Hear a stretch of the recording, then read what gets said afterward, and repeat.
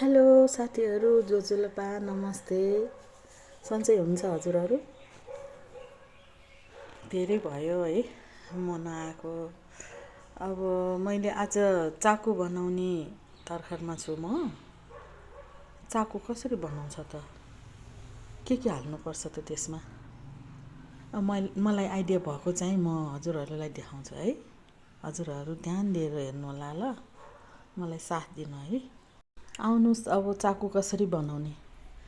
सबभन्दा पहिला मैले पानी तताउन लागिरहेको छु है। सबभन्दा पहिला पानी तताउनु, थोरै मात्र। अहिले चाहिँ मैले धेरै बनाउन लागेको छैन, यति बनाऊ ल, 2 कप जति।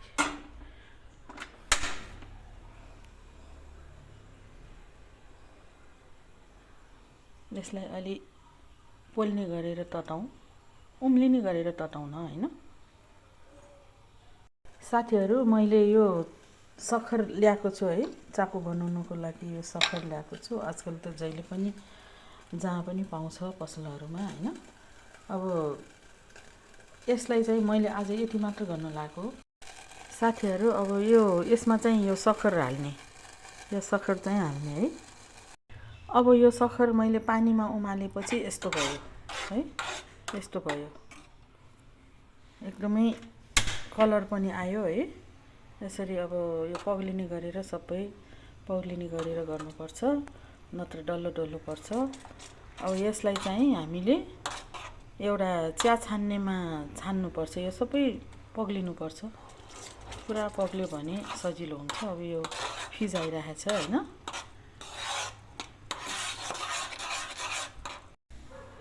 आजकलको जमानामा अब हामी चाकु खानलाई घरैमा बनाउन सकियो। युट्युब हेरेर के हाल्ने हो, मरमसलाहरू पनि हालेर बनाउन सकिन्छ। आउनुहोस् साथीहरू, सबभन्दा पहिला हामीले यसलाई चाहिँ चिया छान्ने जालीमा छानौँ है। कसहरू हुन्छ नि यसमा, के हुन्छ हेरौँ पहिला। आउनुहोस् अब हामीले यो जालीमा छानौँ।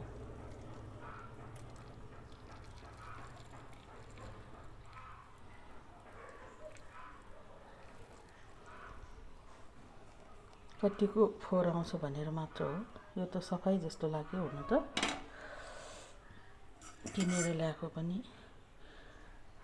राम्रै खालको जस्तो लाग्यो।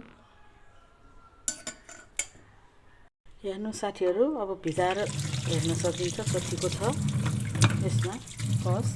यति रहेछ है। जस्तो भए पनि, जति राम्रो भए पनि कस त हुन्छ के। यसलाई फालौँ होइन।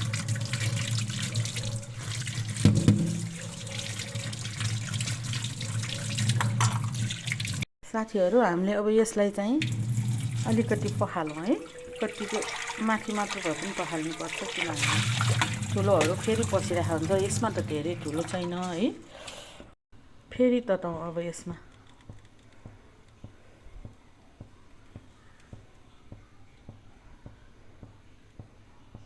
आउनुहोस् साथीहरू, अब हामीले यो सेतो तिललाई फुटेको, अनि यो बदाम पनि फुटेको है, बोक्रा निकालेको, अनि यो काजु, यति अब चाकुमा मिसाउने हो लास्टमा है।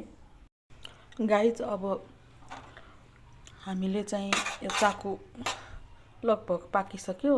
पाक्यो कि पाकेन भनेर हेर्नलाई हामीले एउटा कचौरामा पानी राखेर यसरी चेक गर्न सकिन्छ। यसरी होइन, हामीले राखेर एकछिनमा करक्क भयो भने अनि हामीले चाहिँ खान मिल्यो होइन। अब यसलाई चाहिँ हेर्नु ल, टुक्रा यस्तो भयो है। अब पाक्यो।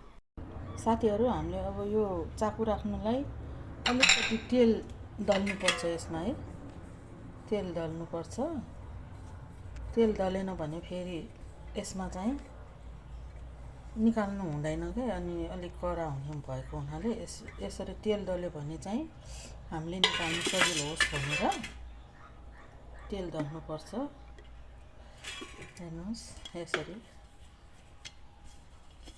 केक बनाउँदा पनि हामीले तेल दल्छ नि, त्यसरी नै हामीले तेल घिउ होइन जे दले पनि हुन्छ, छ भने घिउ हाले पनि हुन्छ, तर घिउ सब पनि नहाल्नु होला, प्याज हुन्छ यसरी। साथीहरू अब हामीले यो बदाम र काजुलाई चाहिँ यसमा मिश्रण गरौँ चाकुमा। मैले पहिला नै यो तिल भुटेको राखिसकेँ है, अब यसलाई चाहिँ हामीले यो राखेर फेरि एकचोटि तताउने।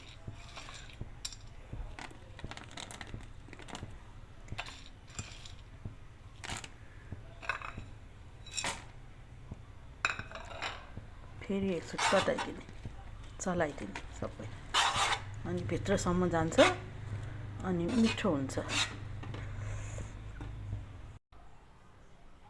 हामीले चाहिँ यो पन्यूको सारामा चाकुलाई यसरी राखौँ।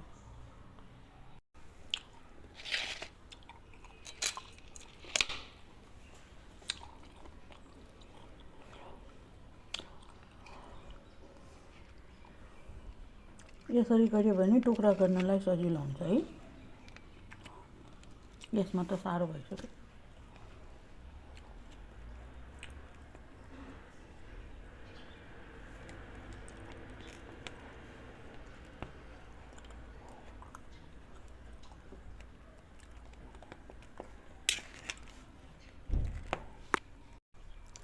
चाकु तयार भयो।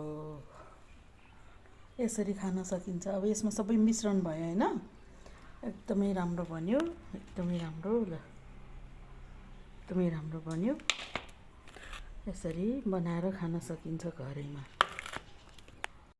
साथीहरू, अब यो तेल राखेको हुनाले हाम्रो यो चाकु निस्कियो। यो चाकु चाहिँ तयार भयो है। ल हेर्नुहोस् यसरी, ल केक जस्तो भयो है। यसरी बनाउन सकिन्छ। हजुरहरूले पनि घरैमा चाकु बनाएर खानु होला। गर्न नसक्ने के छ र हामीले हैन, सबै गर्न सकिन्छ, तर अल्छी हुनु भएन। आफ्नै घरमा बन्न नसकिने किन किन्ने हैन, किनेको राम्रो बजारमा हुँदैन, मिश्रण हुन्छ तर त्यस्तो खाने बेलामा राम्रो पनि हुँदैन, मिठो पनि हुँदैन। केही चाकुहरू यहाँ दाँतमा अड्केर कस्तो भइरहेको हुन्छ है, कस्तो नराम्रोसँग अड्किन सक्छ। अब दाँतमा किराले खाएको छ भने त त्यो किराले त त्यो खाल्डोमा परेको चाकुहरू त खाइदिन्छ हैन। त्यसैले कुरुम हुनु पर्यो। हाम्रो त एकदम चक्लेट जस्तै कुरुम छ, त्यसैले एकदमै राम्रोसँग बनाएको भएर राम्रो हुन्छ, मिठो हुन्छ। हजुरहरू पनि बनाएर खानु होला है। हस्त नमस्ते, बाई बाई।